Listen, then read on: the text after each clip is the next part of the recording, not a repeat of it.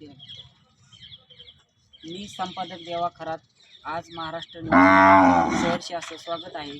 तहसील कार्यालयाच्या प्रांगणात आज कर्जतचे दांडे परिवार आमरण उपोषणासाठी बसलेले आहे. या उपोषणाकडे तहसीलदारांचे आणि प्रांतसाहेबांचे दुर्लक्ष झाल्याने त्यांच्यावरती अशी एक दुःखद वेळ आलेली आहे. कारण त्यांची जनावरे दाखवावी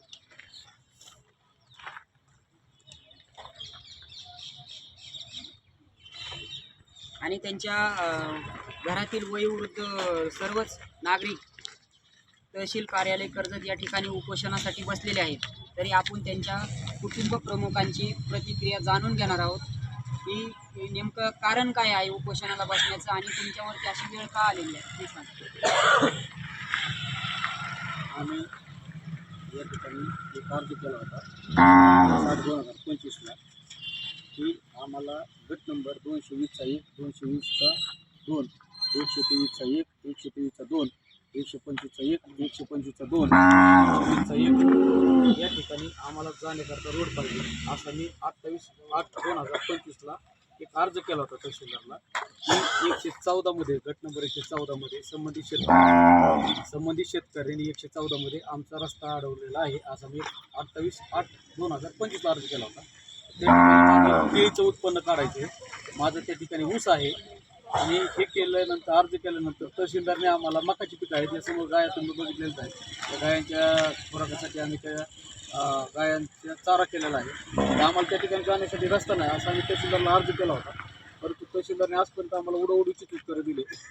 त्याच्यानंतर मी उपोषणाला बसणार आहे असा मी एक अर्ज ह्यांना दिला होता 25/11/2025ला आणि तो अर्ज 15 तारखेला म्हणजे आम्ही आज बसणार आहे असा आम्ही या ठिकाणी अर्ज दिला होता. म्हणजे शासनाकडे अर्ज दिल्यापासून पण 20 ते 25 दिवसाचा अवधी होता तरीसुद्धा त्यांनी या ठिकाणी लक्ष अजिबात सुद्धा घातलं नाही. सकाळी तहसीलदार साहेब आले म्हणले आम्ही त्या ठिकाणी जातो स्थळपाणी करतो आणि तुम्हाला न्याय द्यायचा प्रयत्न करतो. ते सकाळी 10 वाजता आले. आता मला संध्याकाळी 5 वाजल्या तरी या ठिकाणी अजूनसुद्धा तहसीलदार साहेब आले नाही. मी त्यांच्याबरोबर फोन करून बोलण्याचा प्रयत्न केला तर ते म्हणले की आपण जाऊ आणि काहीतरी बघून तरी पण जाऊ. परंतु साहेब त्या ठिकाणी आमची केळी आहे. केळी हे पीक खूप महत्त्वाचं आहे आणि त्या ठिकाणी 300 झाडं माझी अशी वाकून पडलेत. जर मला केळी काढायला जर शासन मदत करत नसेल तर आमचं पूर्ण कुटुंब या ठिकाणी व्हायबल झालेलं आहे आणि म्हणून आम्ही या ठिकाणी उपोषणाला बसलो आहे. जर आमचं केळी आणि ऊस आणि काढण्याचा जर शासनाने रस्ता दिला नाही तर आमची या ठिकाणी शासनाने नुकसान भरपाईसुद्धा देण्यात यावी अशी मी एक विनंती करतो. आणि हे जर करून जर शासन आमच्याकडे तरी दुर्लक्षित करत असेल तर साहेब आमच्याकडे आत्महत्या करण्याशिवाय कुठलाही पर्याय नाही. या ठिकाणी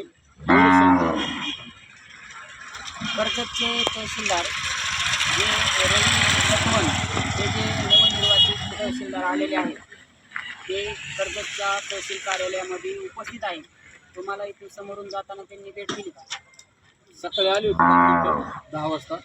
ते म्हणले उपोषण बसू नका आपण मार्ग काढू. परंतु आता संध्याकाळच्या 5 वाजल्या तरी इकडे आले नाहीत. मला माहिती माझ्याकडे वयोवृद्ध लोक बसलेत. काहींना शुगरचा त्रास आहे माझ्या मम्मीला. आमची आजी एक आहे आजोबा एक आहेत माझे वडील तरी पण त्यांनी आता 5 वाजल्या तरी कुठलाही त्यांनी ठोस निर्णय घेतलेला नाही. आमचं एकच त्यांना म्हणणं होतं की आम्हाला तात्पुरता तुम्ही रस्ता खुला करून द्या आणि त्यांच्या आदेशामध्ये तात्पुरता रस्ता खुला करण्याचा आहे त्यांना अधिकारसुद्धा आहे. परंतु त्यांनी आम्हाला असं सांगितलं की तुम्हाला पर्याय रस्ता कुठेतरी करायचा प्रयत्न करतो. परंतु आम्ही प्रकरणच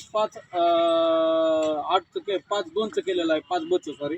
त्याच्यामध्ये फक्त अडवलेला रस्ता खुला करावा लागतो. म्हणजे त्याच्यामध्ये असं आहे साहेब मी सांगतो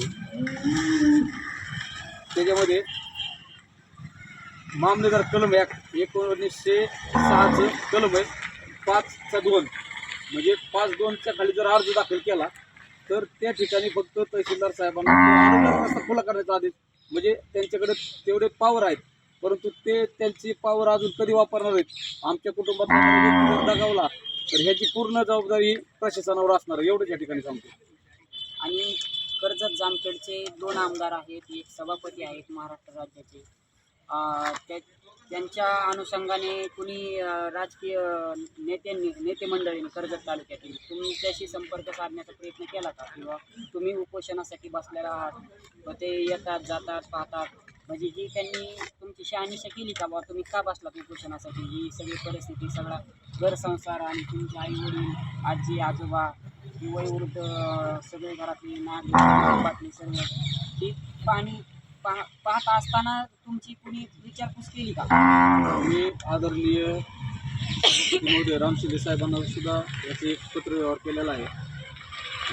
आदरणीय रोहितदादा पवार यांना सुद्धा पत्रव्यवहार केलेला आहे. या महाराष्ट्र राज्याचे बावनकुळे साहेब आदरणीय त्यांना सुद्धा आम्ही या ठिकाणी पत्रव्यवहार केलेला आहे. आमच्याकडे त्याचे पुरावे पण आहेत, परंतु आतापर्यंत म्हणजे सकाळपासून संध्याकाळपर्यंत आमच्याकडे कुणी विचारपूस केलेली नाही आहे.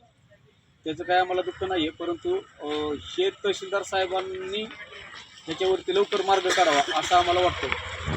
प्रशासकीय अधिकारी जे आहेत, तहसीलदार असतील, उपविभागीय अधिकारी, त्यांच्यावरती कुणाचं दडपण आहे का तुम्हाला उपोषणाला बसण्यापर्यंत वेळ येते? म्हणजे ही कुणाचा आशीर्वाद आहे का हे ते जाणून बुजून गेंड्याच्या कातडीचे अधिकारी आहेत असं म्हणून करतात का जाणून? ह्यांच्या कोणाचा दबाव आहे असं तर मला काही वाटत नाही, पण हे गेंड्याच्या पुढच्या कातडीचे लोक आहेत असं मला वाटतं. कारण सकाळपासून आतापर्यंत त्यांना 10 मिनिटं वेळ मिळाला नाही आमची स्थळपाणी करण्यासाठी. हे सुद्धा एक दुर्दैवाची बाब आहे या ठिकाणी. अशा प्रकारे कर्जत तालुक्यातील दांडे कुटुंब तहसील कार्यालयाच्या आवारामध्ये बसलेले आहे, उपोषणासाठी बसलेले आहे. आणि त्याच्यानंतरनं तहसीलदार साहेबांनी कोणतीही दखल न घेता ते भेट देण्यासाठी टाळत आहेत. New Maharashtra news Karjat.